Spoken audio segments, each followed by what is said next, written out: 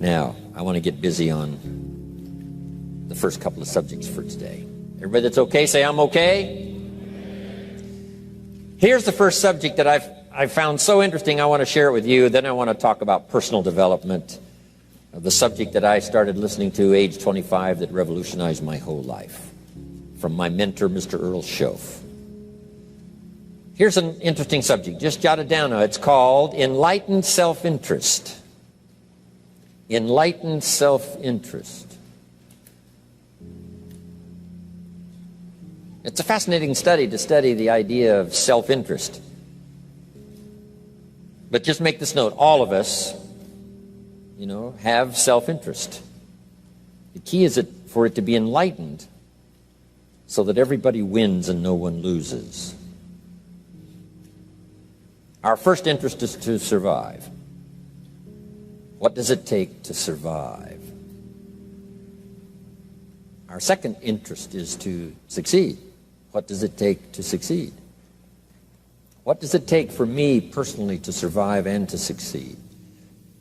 Can I legitimately be interested enough in the things that help me both succeed and survive? And here's what I discovered. The answer is yes.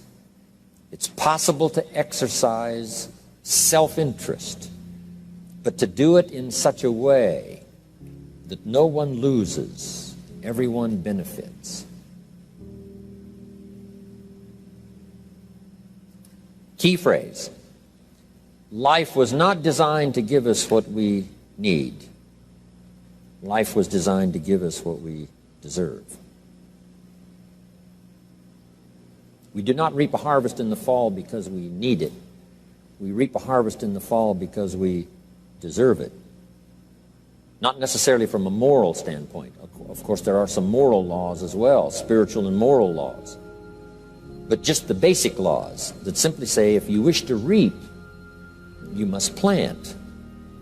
So jot this down. Reaping is reserved for the planters. And the reason they reap is because they deserve it. They're the planters. They deserve to reap. Interesting Bible phrase that says, if you keep knocking, you'll find open doors. Good phrase to jot down. If you keep knocking, you'll find open doors. Doors of opportunity. Doors of a chance to meet someone. Doors open for association. Doors open to find someone special. Doors open to find a unique business colleague. If you keep knocking, the phrase says, doors of opportunity are open to those who continually knock. So we don't find open doors of opportunity because we need them. We find them because we deserve them. Only those who knock deserve to find an open door. But the promise is, if you continually knock, you'll find doors of opportunity. It says, if you search, you will find. So make the note, it's good. Finding is reserved for the searchers because they deserve it. Now, at first they may have needed it, but they now know that just needing it is not sufficient. But if they need it, now they must qualify for it. The reason why you're going to be blessed with good ideas this weekend is because you've come searching. You've gotten on an airplane to come searching. Got in your automobile to come searching. You got here searching. Now you're ready to receive. And for those who search, they will find answers. They will find plans, imagination to stir yourself into action for future benefit. So if you search, to find a good idea, you must go looking, go searching. You've got to go to church. You've got to go to class. You've got to go to the seminar. You've got to go to the library. You've got to go to the books if you wish to find. Rarely does a good idea interrupt you.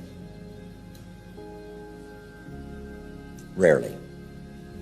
But if you will search, you will find. So we get not what we need, but we get what we deserve.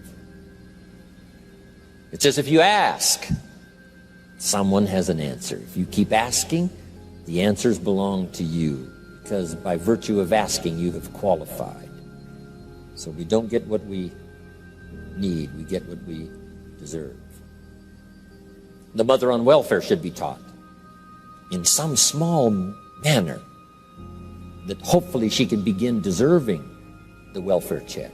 Not getting it because she needs it, but now starting to get it because she deserves it.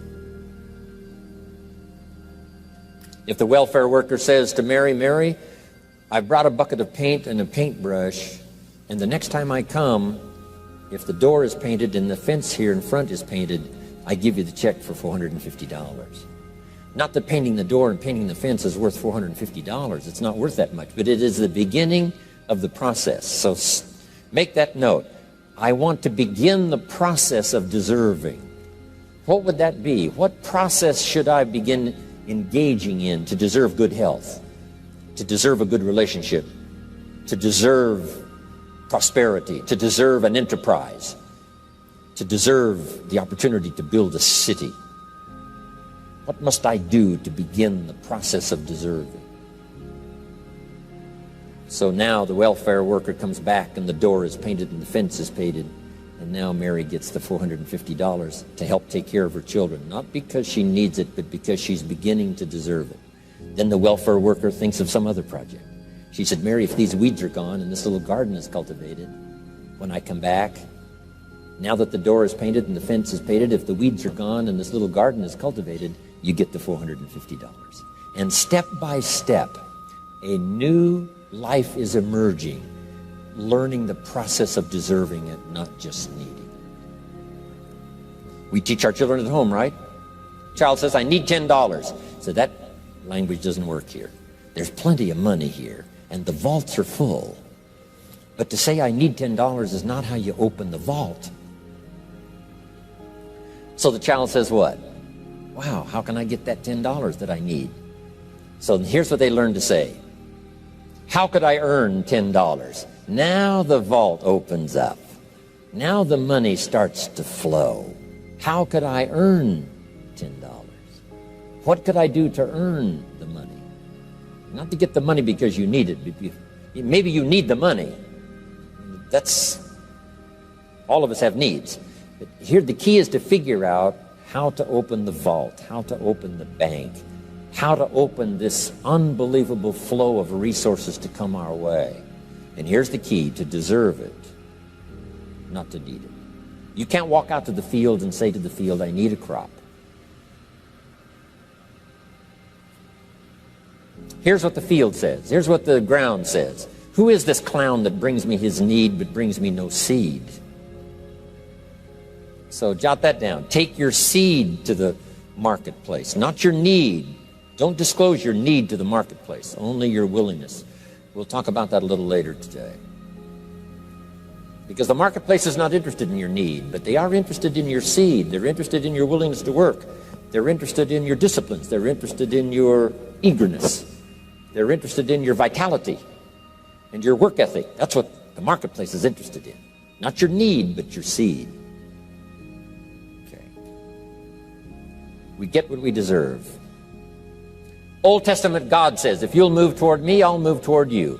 See, that's how you get those occasions to meet God. You must make the move. God could say, you don't move, I don't move. You say, well, that's arbitrary. Well, when you're God, you can make it that way.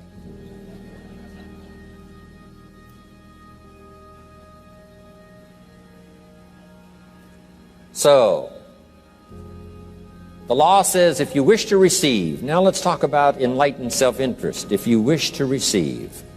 And we would call the wish to receive self-interest. But if it's enlightened self-interest, here's what it says. I understand that in order to receive, I must give. Receiving is reserved for those who give. Receiving is not reserved for those who need it. It's reserved for those who deserve it. We deserve the receiving by giving. In fact, there's an extraordinary phrase in this little context, and here's what it says. It's better to give than it is to receive. Now, the uneducated person would find that difficult to ponder. Why would it be better to give than it is to receive? So let me give you one of the better phrases for the day. Here it is. Giving starts the receiving process.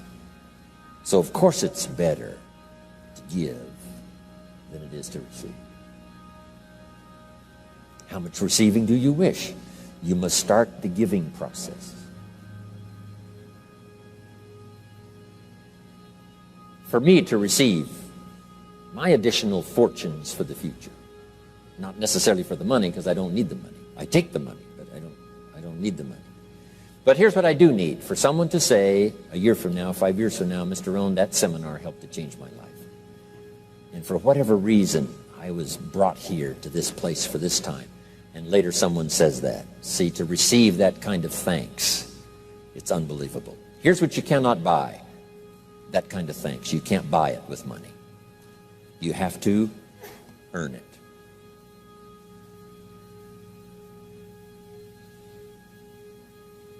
Now let's expand a little further now. That it's called the law of riches and wealth. In our own self-interest, if we wish to be rich and wealthy and prosperous and healthy and all the valuable things we can think of for the human experience, how could we get there? It's understanding the law of enlightened self-interest and the law of deserving. The question was asked in the Bible, how can we be great? What is the key to greatness? Great wealth, great return, great accolades, trophies to put on the mantle above the fireplace. How can we get great respect, great riches, great abundance for ourselves? How can we get that? And the answer was given, and here was the answer: find a way to serve. Find a way to serve the many. So I paraphrase it to read this: service to many leads to greatness. Service to many leads to greatness. Someone says, well, about the best I can do is take care of myself. That's okay. Self-care, has its own reward, but it's very limited. Somebody says, I can't be worried about other people's problems. I got enough problems of my own. That's okay. Self-defense is okay. Self-preservation is okay, but it has a very limited reward. If you wish to change that into abundance and prosperity and uniqueness, then here's what you must do: help solve other people's problems. Help find answers for someone else, not just for yourself, but for someone else. And in that kind of service, you now begin the process of greatness.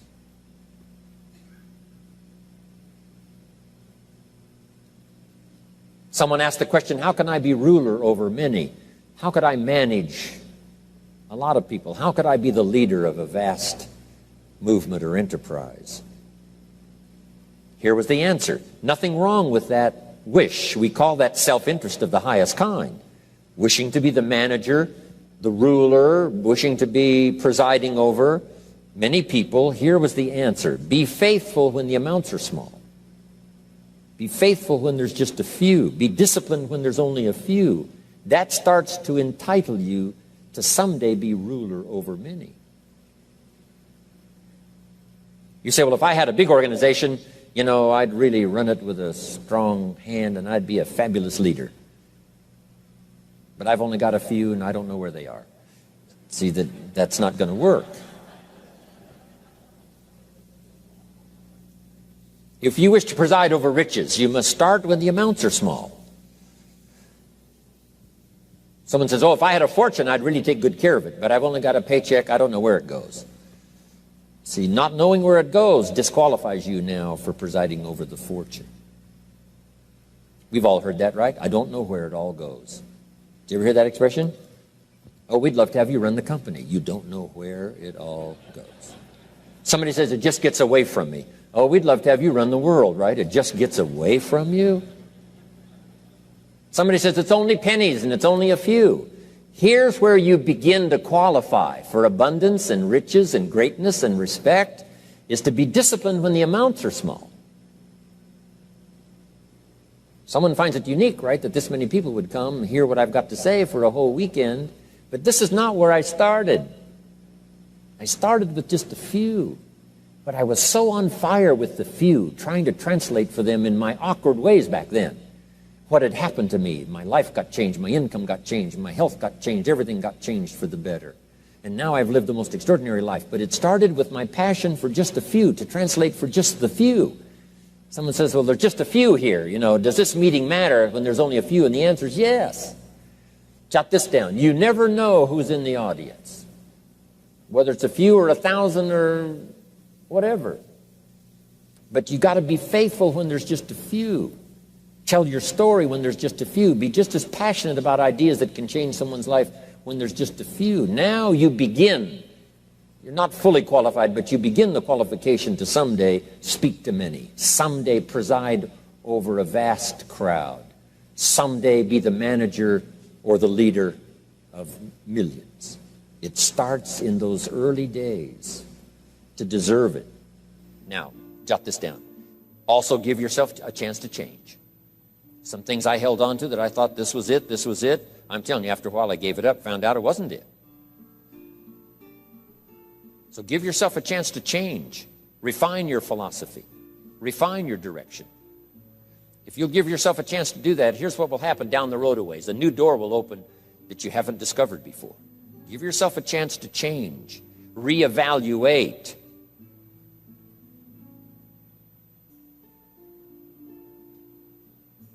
Okay.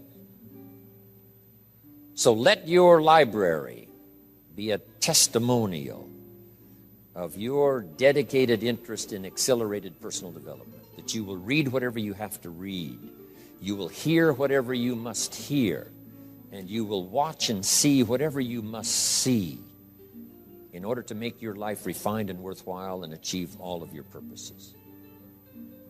That's what I want this stopping station to be these 3 days. Just to come here and sit for a while and listen and ponder and take notes and work hard and see if you can't absorb, get all that you possibly can here so that it will start to refine your life even before you get on an airplane and fly back to wherever you came from, before you get in your car and drive away. What we share with you here, with all the rest that you've learned, this will be a catalyst to start a process even before you get home that'll start working for you. Some of you are going to set some goals. We're going to do the workshop tomorrow, designing the next 10 years. Hopefully you'll come up with some new promises, some new objectives, some new ideas. And by the time we're finished here, these 2-3 days, I'm telling you, you'll see yourself able to accomplish 2 times, 3 times, 5 times more than you ever thought was possible, which will make this cost of this seminar a small price to pay. And hopefully it'll make the time you spent here a small price to pay compared to making this an investment in your future, in what will flow in terms of money and income and return and reward and respect and dignity and accolades, trophies, all the stuff that can be yours. A marriage that lasts forever, a friendship that nourishes you forever, things that you'll find that you'll keep and treasure for a lifetime. Hopefully this is one of those weekends. It takes a lot of effort to learn. It takes a lot of effort to grow. It takes a lot of effort to decide and debate. But jot this down. It's all worth the price. Whatever stimulates you to think, whatever stimulates you to wonder, whatever stimulates you to react or even to debate, even if you hear something you say, well, that's not right, see, that's still valuable. It means you're awake. It means you're alert. It means you're alive. It means your mind is ready to take on something, whether it's agreeable or not agreeable. Something right, something wrong. Who cares what it is? We've got to listen to a variety of voices. And some are going to come from the left and some are going to come from the right. And some are going to come from mysterious sources. And some will try to entice you with all kinds of stuff. But that's okay, just so you're alive and alert and awake, ready to process anything that comes your way.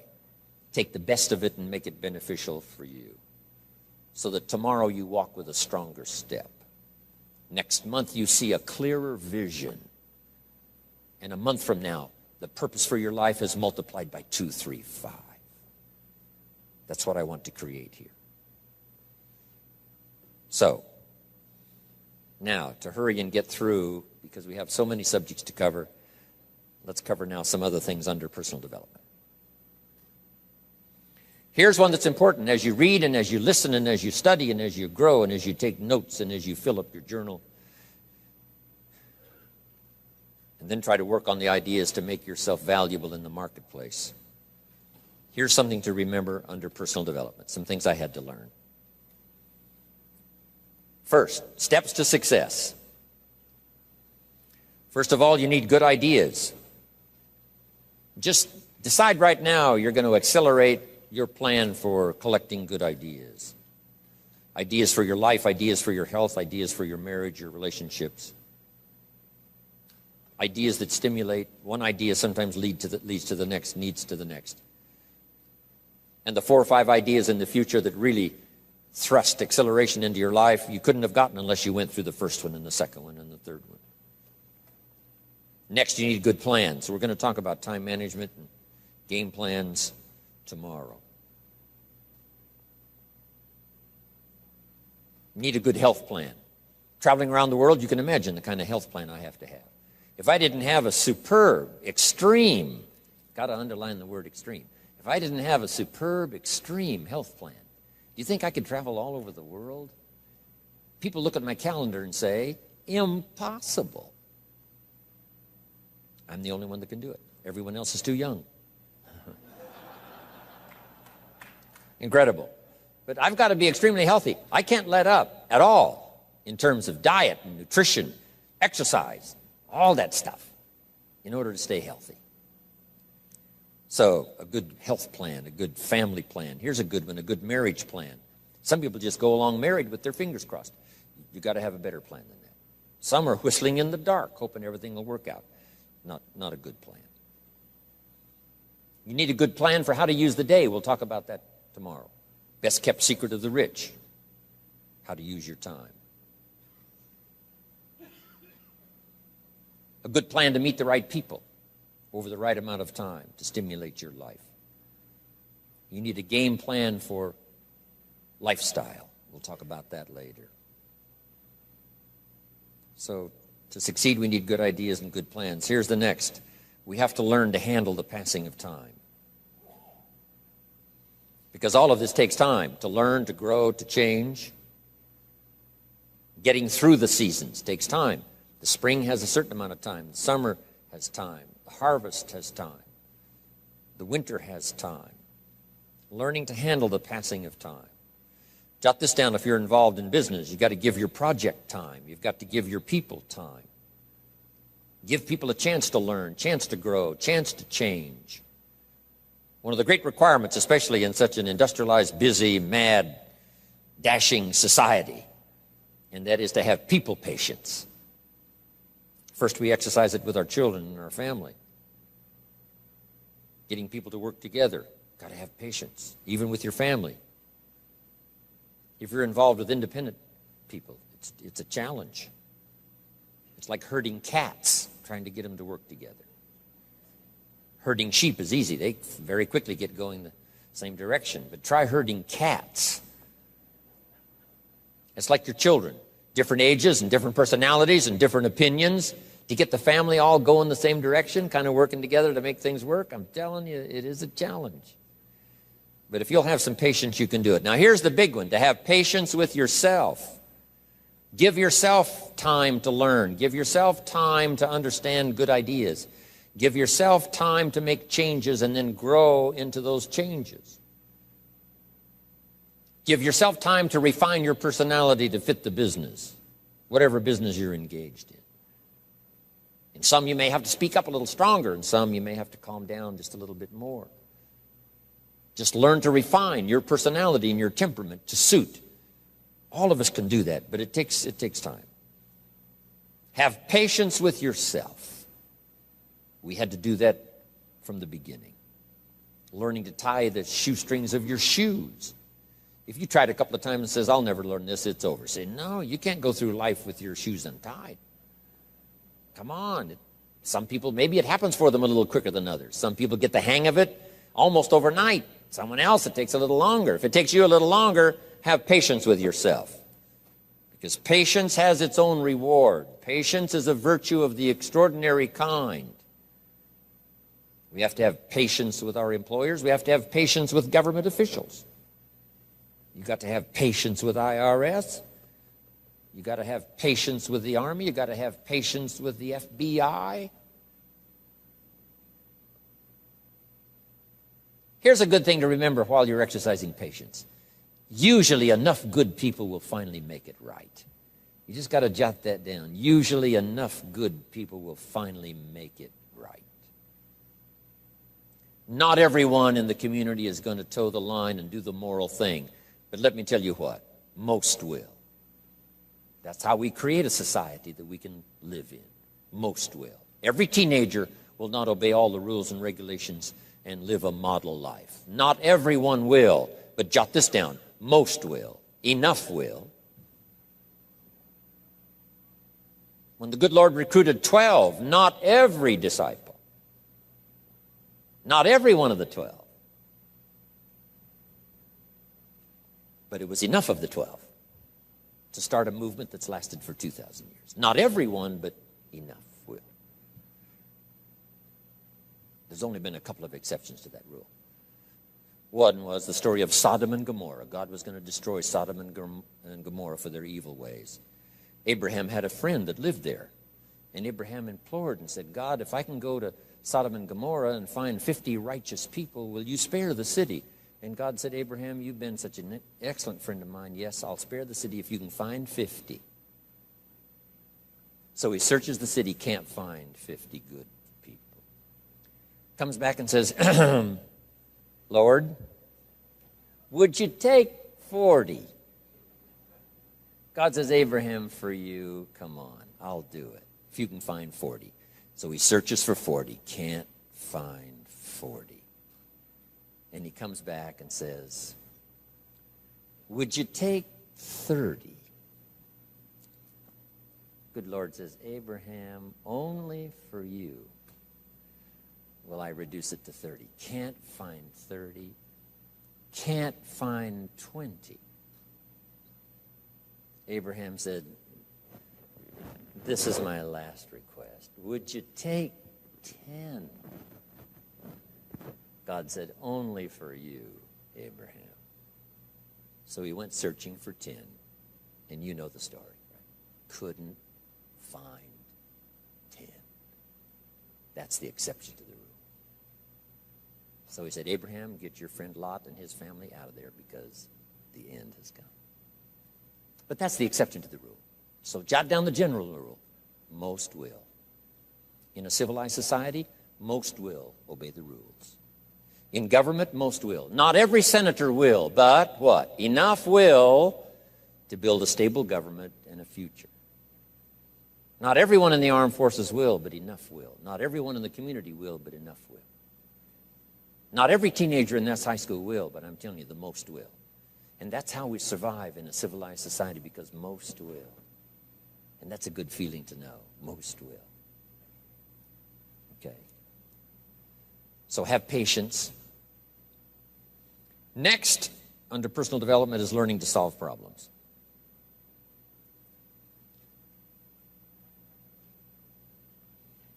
By the way, having patience with the seasons takes time to develop the crop. You can't plant the seed, dig around it in a few days saying, where is it, where is it? And you can't really help. All you can do is nourish. Some people plant in the spring, leave in the summer. Just haven't got the patience to last. So next comes solving problems. Business problems, family problems, personal problems, financial problems, emotional problems. There's all kinds. Here's a good idea I found in solving problems. Every once in a while you've got to, I haven't got it here, but I can just describe it for you. Take a piece of paper, put a line down the center of the paper, and on the left side describe the problem. So just jot that down. A piece of paper in half, on the left side describe the problem. Sometimes it's a good idea to take a problem out of your head and put it on paper. We'll talk a little bit more tomorrow about how to think on paper. This is one of the ways to think on paper. Our mind usually is too busy sometimes to sort things out. So if you take it out of your mind, put it on paper, what is the problem? And you should describe to the best of your ability what the problem is. And then ask this question, is that all of it? Because if you're going to prescribe something for the problem, you need to know what all of it is. When you've got it all listed, on the other side now of the paper is called answers and solutions. The problem on one side, answers and solutions on the other side. And now let me give you 3 questions. 3 questions that can help solve most any problem. Here are those questions. Number 1, what could I do? So just jot that down. What could I do? Then you start developing what we call working papers. And the working papers consist of making a list of the things you could do to solve this problem. Number one, and you say, well, number one would take too long. I can see that right now. Let's go to number two. Maybe that's the answer. Number three, no, that isn't it. And let's say you've got several points now and you've done your best to try to solve the problem yourself and you can't solve it yourself. Here's the second question. What could I read? Maybe somebody spent a lifetime researching the problem you've got, and they've got some excellent answers from a lifetime of research. Maybe in your own journal you've taken notes before on something. You say, hey, I remember a class I took. Seems like there were some answers there, so you go back, do a little research. So under number two is research. And if you search, what? You will find. If you research, you will find. Search and research.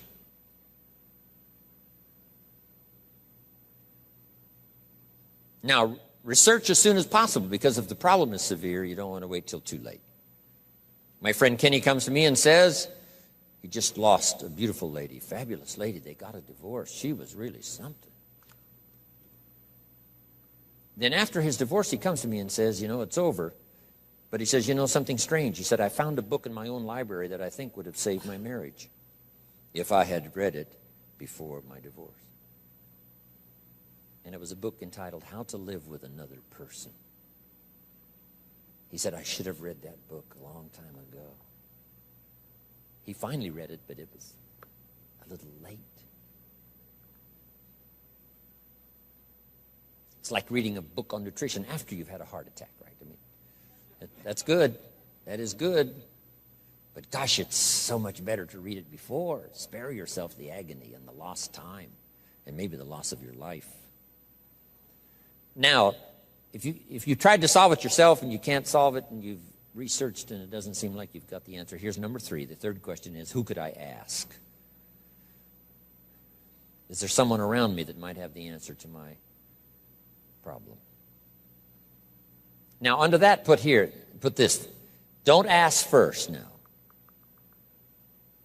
Try to solve it yourself. Develop some working papers. What you think you might do, that still isn't it.